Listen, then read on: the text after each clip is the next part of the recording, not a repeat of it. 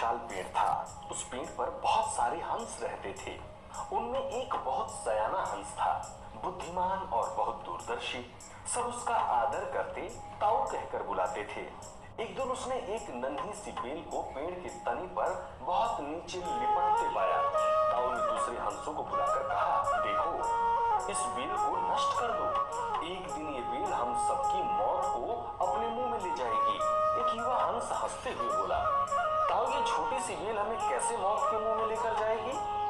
सयाने हंस ने समझाया, आज ये तुम्हें छोटी सी लग रही है, धीरे धीरे ये पेड़ के सारे तने को लपेट मारकर ऊपर तक आएगी। फिर बेल का तना मोटा होने लगेगा और पेड़ से लिपट जाएगा। ऐसे में पेड़ पर चढ़ने के लिए नीचे से ऊपर तक सीढ़ी बन जाएगी।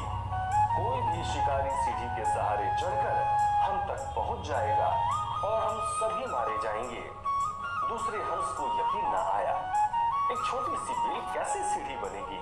तीसरा हंस बोला, ताऊ, तू तो एक छोटी सी बेल को खींचकर ज्यादा ही लंबा कर रहा है। एक हंस बड़बड़ाया और बोला, ये ताऊ अपनी अक्ल का रौब डालने के लिए अंट शंट कहानी बना रहा है।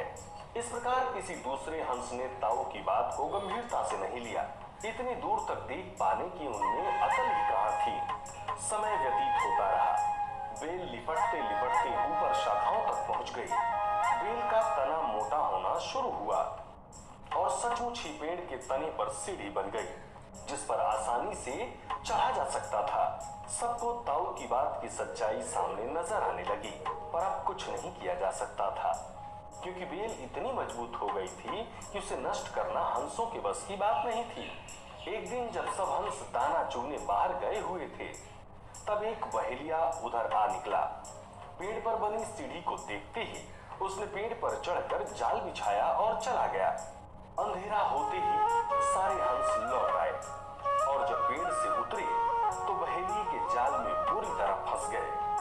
जब वे जाल में फंस गए और फड़फड़ाने लगे, तब उन्हें ताऊ की बुद्धिमानी और दूरदर्शिता का पता लगा। सब ताऊ की बात न मानने के लिए लज्जित थे और अपने आप को कोस रहे थे। ताऊ सबसे रुष्ट था और चुप बैठा था।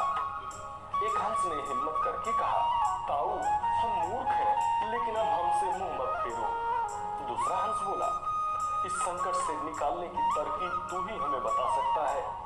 आगे हम तेरी कोई बात नहीं टालेंगे। सभी हंसों ने हामी भरी। तब ताऊ ने उन्हें बताया, मेरी बात ध्यान से सुनो। सुबह जब बहेलिया आएगा तब तुम मुर्दा होने का नाटक करना। बहेलिया तुम्हें मुर्दा समझकर जाल से निकालकर जमीन पर रखता जाएगा। वहां पर भी तुम सभी मरे के समान पड़े रहना। जैसे ही वो अंतिम हंस को नीचे रखेगा, मैं सीटी बजाऊंगा। मेरी सीटी सुनते ही सब उड़ जाना। सुबह बहेलिया आया। हंसों ने वैसा ही किया जैसा ताऊ ने समझाया था।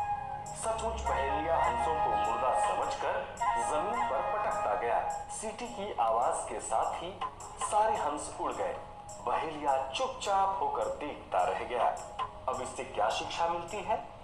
बुद्धिमानों की सलाह गंभीरता से लेनी चाहिए और साथ ही अपने से बड़ों की बात पर एक बार जरूर गौर करना चाहिए।